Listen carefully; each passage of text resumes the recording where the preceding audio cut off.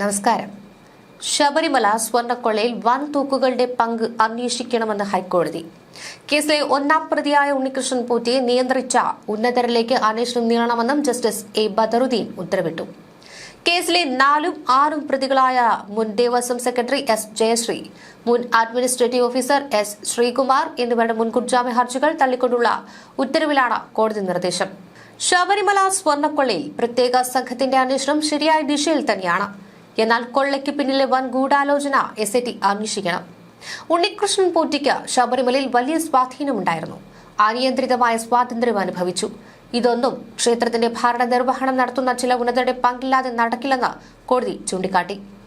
പ്രതികളുടെ ശബരിമലയുടെ ഭരണനിർവഹണവുമായി ബന്ധപ്പെട്ട ഉന്നത പദവിയിലിരിക്കുന്നവരും ചേർന്നുള്ള ഗൂഢാലോചന നടന്നുവെന്ന് പ്രോസിക്യൂഷൻ രേഖകളിൽ നിന്ന് വ്യക്തമാണ്. ഉണ്ണികൃഷ്ണൻ പോറ്റി ശബരിമല ക്ഷേത്രത്തിന്റെ പൂജാരിയോ സഹപൂജാരിയുമല്ല. എന്നാൽ ഔദ്യോഗികമായ ഒരു സ്ഥാനവുമില്ലാതെ ഉന്നത അധികൃതരുടെ അനുഗ്രഹാശിസുകളോടെ സന്നിധാനത്തെ കാര്യങ്ങളിൽ ഇടപെടുന്നത് തുടരുകയായിരുന്നു. ആരോപണങ്ങൾ വളരെ ഗൗരവമുള്ളതാണ്. പവിത്രമായ ശബരിമല സന്നിധാനത്ത് ഇങ്ങനെയൊരു ക്രമക്കേട് നടന്നുവെന്നത് ഞെട്ടിപ്പിക്കുന്നതാണെന്നാണ് കോടതി വ്യക്തമാക്കിയത്. സ്വർണ്ണം പൊതിഞ്ഞവയെ ചെമ്പ് പാളികൾ എന്ന് വിശേഷിപ്പിച്ച് ദ്വാരപാലക ശില്പങ്ങൾ ഉണ്ണികൃഷ്ണൻ പോറ്റിക്ക് കൈമാറുവാൻ 2019 ജൂലൈ 3 തീരുമാനിച്ചതിൽ ദേവസ്വം ബോർഡ് അംഗങ്ങൾക്ക് പങ്കുണ്ട്. ബോർഡ് തീരുമാനത്തിലും ബന്ധപ്പെട്ട മഹസറിലും പാളികൾ ചെമ്പ് പൂശിയെന്ന് രേഖപ്പെടുത്തിയാൽ സ്വർണം കവർച്ച ചെയ്യാമെന്നുള്ള വിറ്റ് പണമുണ്ടാക്കുമെന്നും പ്രതികൾക്ക് വ്യക്തമായി അറിയാമായിരുന്നുവെന്നാണ് കോടതി പറഞ്ഞത്. ബോർഡ് തീരുമാനത്തിലും ബന്ധപ്പെട്ട മഹസറിലും പാളികൾ ചെമ്പ് പൂശിയതെന്ന് രേഖപ്പെടുത്തിയാൽ സ്വർണം കവർച്ച ചെയ്യാമെന്നും വിറ്റു പണമുണ്ടാക്കാമെന്നും പ്രതികൾക്ക് വ്യക്തമായി അറിയാമായിരുന്നുവെന്നാണ് കോടതി പറഞ്ഞത്. സ്വർണ്ണ പാളികളെ സ്വർണം പൂശേണ്ട ആവശ്യമില്ല. ഇത് അറിഞ്ഞുകൊണ്ട് തന്നെയാണ് ഹർജിക്കാര് ദ്വാരപാലക ശില്പങ്ങൾ കൈമാറുവാൻ അനുമതി നൽകിയത്. കുറ്റകൃത്യത്തിൽ പങ്കില്ലെന്നായിരുന്നുവെങ്കിൽ ഇത് കൈമാറാൻ അനുവദിക്കുമായിരുന്നില്ല. ചെമ്പ് പാളികളെന്ന് വിശേഷിപ്പിച്ചത് തെറ്റാണെന്ന് വ്യക്തമാക്കി ബോർഡിന് ജയശ്രീ കത്ത് നൽകേണ്ടിയിരുന്നു. ഇതിന് പകരം അവ കൈമാറുവാൻ ഉത്തരവിടുകയായിരുന്നെന്നാണ് കോടതി പറഞ്ഞത്. ശബരിമല സ്വർണ്ണക്കൊള്ളയിൽ പ്രഥമ ദൃഷ്ട്യാ ഹർജിക്കാർ ഇരുവരുടെയും പങ്ക് വ്യക്തമാണെന്ന് കോടതി അഭിപ്രായപ്പെട്ടു. അതിനാൽ കസ്റ്റഡിയിൽ ചോദ്യം ചെയ്യേണ്ടതുണ്ട്. ഇരുവരും അന്വേഷണ ഉദ്യോഗസ്ഥർക്ക് മുൻപിൽ കീഴടങ്ങണം. ആരോഗ്യ പ്രശ്നം ചൂണ്ടിക്കാട്ടിയിട്ടുള്ളതിനാൽ ആവശ്യമെങ്കിൽ ചികിത്സ ഉറപ്പാക്കാനും കോടതി നിർദ്ദേശിച്ചു. ശബരിമല സ്വർണ്ണക്കൊള്ള കേസിൽ പ്രതിയായ ദേവസ്വം മുൻ കമ്മീഷണറും പ്രസിഡന്റുമായ N വാസുവിന്റെ റിമാൻഡ് കാലാവധി ഇന്നാണ് അവസാനിക്കുന്നത്. റിമാൻഡ് നീട്ടുന്നതിനായി പ്രതി കൊല്ലം വിജിലൻസ് കോടതിയിലും ഹാജരാകും. നേരത്തെ ഒരു തവണ റിമാൻഡ് നീട്ടിയിരുന്നു. കട്ടിലപ്പാളി കേസിൽ 3ാം പ്രതിയായ വാസു സമർപ്പിച്ച ജാമ്യാപേക്ഷ കൊല്ലം വിജിലൻസ് കോടതി ഡിസംബർ 3 തള്ളിയത്. 2019 ദേവസ്വം കമ്മീഷണറായിരുന്ന വാസുവിന്റെ ശുപാർശയിലാണ് കട്ടിലപ്പാളിയിലെ സ്വർണം ചെമ്പെന്ന് രേഖപ്പെടുത്തിയതെന്നാണ് SIT കണ്ടെത്തിയത്.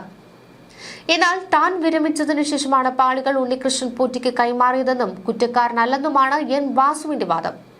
മുരാരി ബാബു നൽകിയ കത്ത് ഉചിതമായ തീരുമാനമെടുക്കുന്നതിന് ബോർഡിന് കൈമാറുക മാത്രമാണ് ചെയ്തത്. അതിനെ ശുപാർശ എന്ന് പറയാനാകില്ലെന്നും പ്രതിഭാഗം കോടതിയിൽ വാദിക്കുകയായിരുന്നു. പ്രായവും ആരോഗ്യസ്ഥിതിയും പരിഗണിക്കണമെന്ന പ്രതിഭാഗം ആവശ്യപ്പെട്ടെങ്കിലും വാസുവിന് കോടതി ജാമ്യം തള്ളി. ശബരിമല സ്വർണ്ണക്കൊള്ള കേസിലെ പ്രതിയായ മുൻ തിരുവിതാംകൂർ ദേവസ്വം ബോർഡ് സെക്രട്ടറി ജയശ്രീക്കും തിരിച്ചടിയാണ്. ജയശ്രീയുടെ ജാമ്യാപേക്ഷ ഹൈക്കോടതി തള്ളുകയായിരുന്നു. മുൻ അഡ്മിനിസ്ട്രേറ്റീവ് ഓഫീസർ എസ് ശ്രീകുമാറിന്റെ ജാമ്യാപേക്ഷയും ഹൈക്കോടതി സിംഗിൾ ബെഞ്ച് തള്ളിയിരുന്നു. ഇതിന് പിന്നാലെയാണ് ജയശ്രീയുടെ ജാമ്യം തള്ളിയത്. ഇരുവർക്കും ജാമ്യം നൽകുന്നത് അന്വേഷണത്തെ ബാധിക്കുമെന്നും കസ്റ്റഡിയിൽ ചോദ്യം ചെയ്യേണ്ടതുണ്ടെന്നും SIT അറിയിച്ചു. ഈ വാദം അംഗീകരിച്ചാണ് ഹൈക്കോടതിയുടെ നടപടിയുണ്ടായത്. ആരോഗ്യ പ്രശ്നങ്ങളുണ്ടെന്നും അന്വേഷണവുമായി സഹകരിക്കാമെന്നുമായിരുന്നു ജയശ്രീയുടെ നിലപാട്. സ്വർണ്ണക്കൊള്ളയിൽ പങ്കില്ലെന്നും ഉദ്യോഗസ്ഥ എന്ന നിലയിൽ മേൽത്തട്ടത്തു നിന്നുള്ള നിർദ്ദേശം അനുസരിച്ച് ഫയൽ നീക്കുക മാത്രമാണ് ചെയ്തതെന്നുമാണ് ജയശ്രീയുടെ വാദം.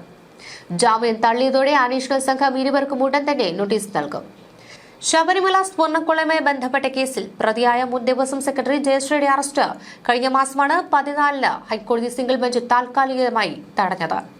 ജാമ്യ ഹർജി തള്ളിയതോടെ ചോദ്യം ചെയ്യലും അറസ്റ്റുമടക്കമുള്ള നടപടികളിലേക്ക് അന്വേഷണ സംഘത്തിന് കടക്കാനാകും. അറസ്റ്റ് ചെയ്യുവാനുള്ള SITയുടെ നീക്കത്തിന് പിന്നാലെയാണ് ജയശ്രീ മുൻകൂർ ജാമ്യാപേക്ഷയും നൽകിയിരുന്നത്. ആദ്യം പത്തനംതിട്ട ജില്ലാ സെഷൻസ് കോടതിയിലാണ് മുൻകൂർ ജാമ്യാപേക്ഷ നൽകിയത്. ഇത് തള്ളിയതോടെയാണ് ഹൈക്കോടതിയെ സമീപിച്ചത്. അതേസമയം സ്വർണ്ണക്കൊള്ള കേസിൽ തിരുവിതാംകൂർ ദേവസ്വം ബോർഡ് മുൻ പ്രസിഡന്റ് പത്മകുമാറിനെ വീണ്ടും പ്രതി ചേർത്തു.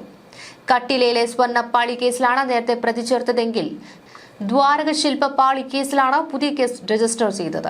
2019 ദ്വാരപാലക ശില്പങ്ങളിൽ പുതിയ സ്വർണ്ണപ്പാളി കടത്തിക്കൊണ്ടുപോയതിലെ പങ്ക് വിശദീകരിച്ചാണ് പ്രത്യേക അന്വേഷണ സംഘം എ പത്മകുമാറിനെ പ്രതി ചേർത്തിട്ടുള്ളത്.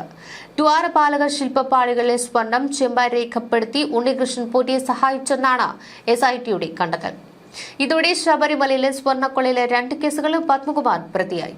പത്മകുമാറിന്റെ റിമാൻഡ് കാലാവധി നീട്ടുന്ന ദിവസമായ കഴിഞ്ഞ ദിവസമാണ് രണ്ടാമത്തെ കേസിലും പ്രതി ചേർത്തുകൊണ്ടുള്ള നിർണായക റിപ്പോർട്ട് SIT കോടതിക്ക് കൈമാറിയത്. ഇതിനിടെ പത്മകുമാറിന്റെ റിമാൻഡ് കാലാവധി കൊല്ലം വിജിലൻസ് കോടതി നീട്ടി 14 ദിവസത്തേക്കാണ് പത്മകുമാറിനെ റിമാൻഡ് ചെയ്തത്.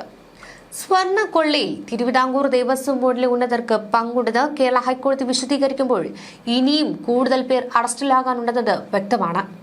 ഈ അറസ്റ്റുകൾ ഉടൻ ഉണ്ടാകുമോ എന്നതാണ് ഉയർന്ന ചോദ്യം. ദേവസ്വം ബെഞ്ച് 1 മാസത്തേക്ക് പ്രത്യേക അന്വേഷണ സംഘത്തിന്റെ കാലാവധി നീട്ടി. എന്നാൽ അതിനുശേഷവും വലിയ വേഗത അന്വേഷണത്തിൽ കാണാനില്ല.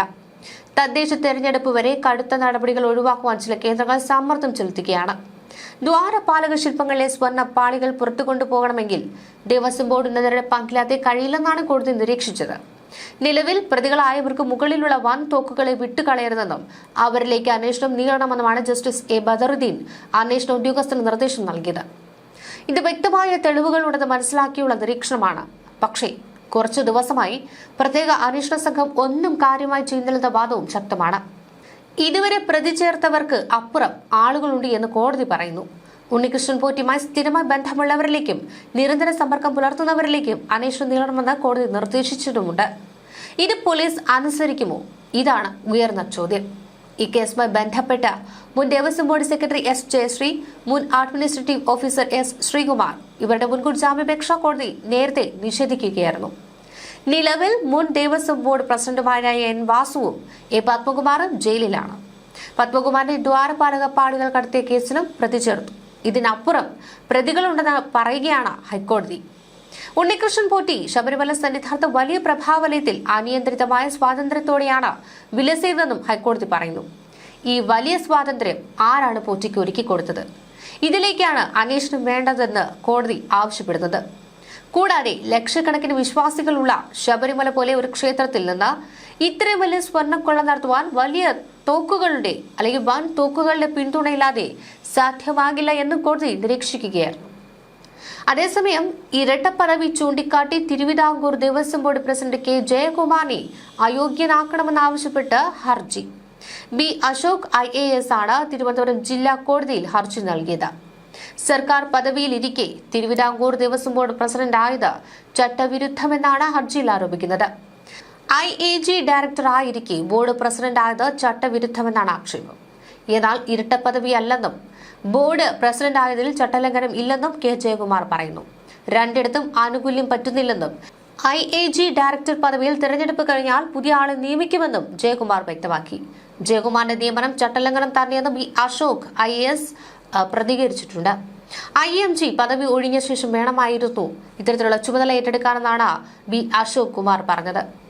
ജയകുമാറിന്റെ IMG ഡയറക്ടർ നിയമനം ചട്ടലംഘനമെന്ന് ആരോപിക്കുന്നുണ്ട്. അതേസമയം IMG ഡയറക്ടർ ചുമതല ഒഴിയുമെന്ന് K ജയകുമാർ പ്രതികരിക്കുകയായിരുന്നു. പദവിയിൽ തുടരുന്നത് പകരക്കാരൻ വരുന്നതുവരെ മാത്രമാണെന്നും ജയകുമാർ വ്യക്തമാക്കി. ഒരേ സമയം 2 പ്രതിഫലം പറ്റുന്നില്ല, കോടതി കാര്യങ്ങൾ ബോധിപ്പിക്കുമെന്നും അദ്ദേഹം വ്യക്തമാക്കി.